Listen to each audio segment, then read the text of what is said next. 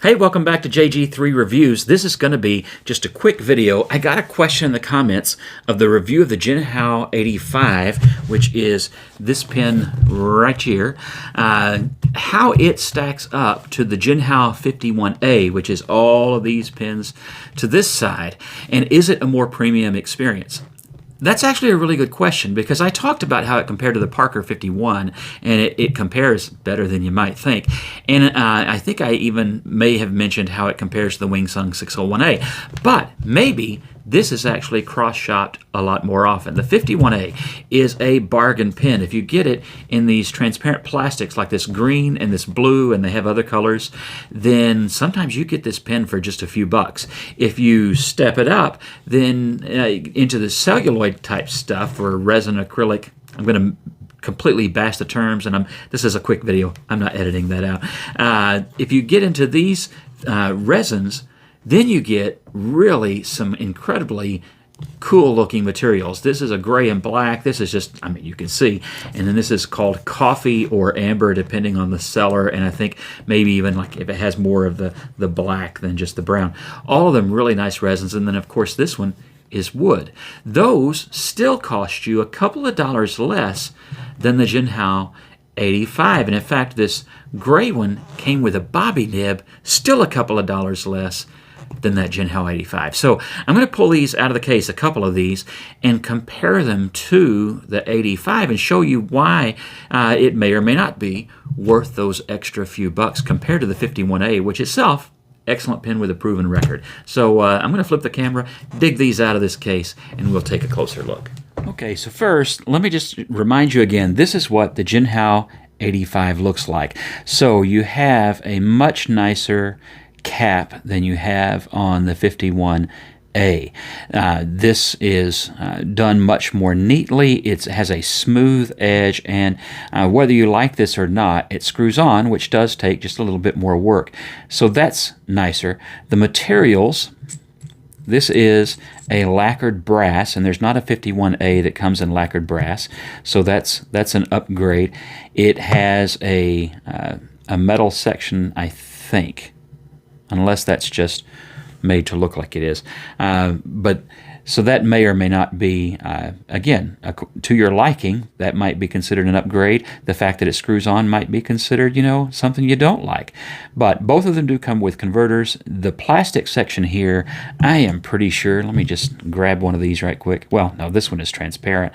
Other than that, I think the grip section, is the same, and I believe the feed and the nibs are likely the same. Now this one is an extra fine. It definitely writes like an extra fine. My 85 may be called an extra fine, but it writes like a fine.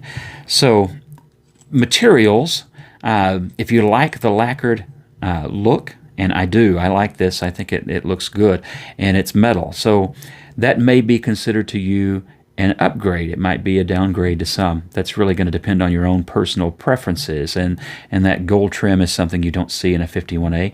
This is definitely a nicer cap, but you may prefer a slip cap. So again, personal preference, but there is more work that goes into this cap. So there's a justification for the higher price, I believe, in this pen when it comes to materials and the amount of work involved that would be different from a 51A.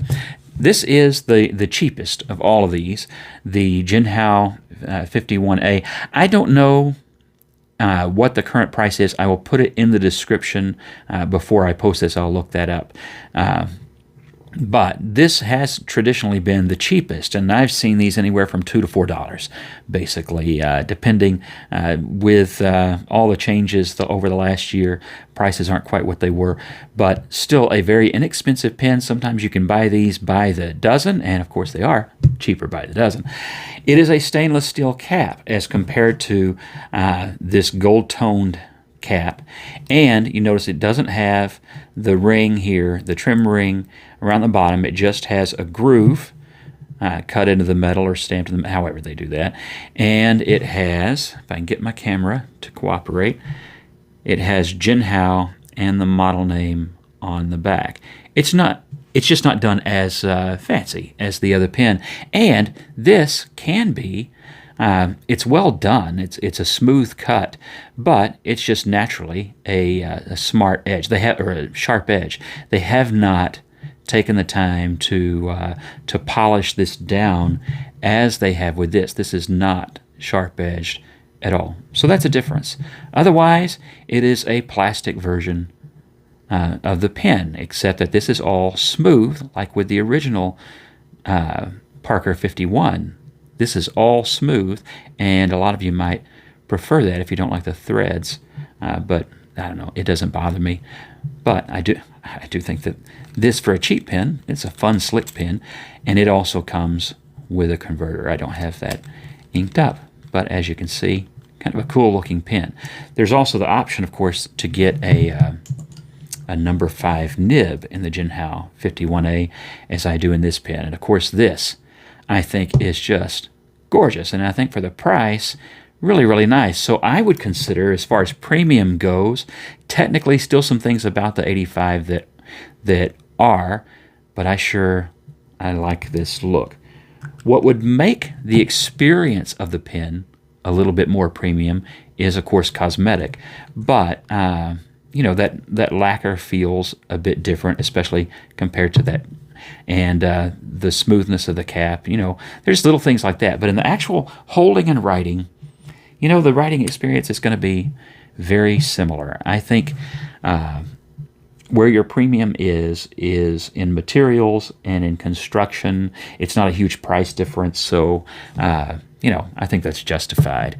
Then I would consider it a tie, though, with that. And actually, if they came out with this, you know, James is buying one of those, so they might want to think about that. One of the things that they do is you can get the Jinhao 85 in wood, just like this. So you can get the things that make this seem like a bit nicer pen, and you can get it in wood. This pen, I believe I paid $7, and this pen was $8, close to $9. So a couple dollars difference, and you can get it in the same wood finish, but it is going to be a little bit nicer. That's a number 5. That's what I thought. And then you have another option with the 51A, and that is to get one with a Bobby nib. If you don't want to, you're going to have to heat the pen up and get the glue off. That's not always easy in removing this grip section.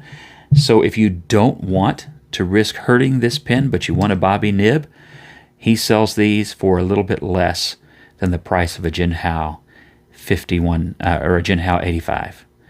And another nice material there as well. But I think writing wise, I do really love that Bobby nib. It gives you a little bit of line variation. It's just an interesting nib. I'll put a link to the review of that pen and nib just above, so that you can check that one out as well. But most of the premium is going to go to just the look and the feel. As far as writing, you're talking about the same nib, and you're talking about the same experience of nib to paper. So I will put those links below so that you can check out the writing samples if you have not seen those before.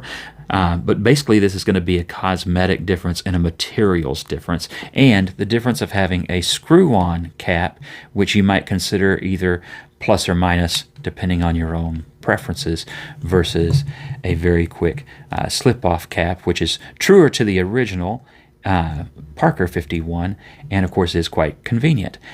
Most of those pens, I don't have trouble with them drying out, so I wouldn't consider that being a need in that way. I think I've only had one of these that its cap seems just a little bit off in the quality control department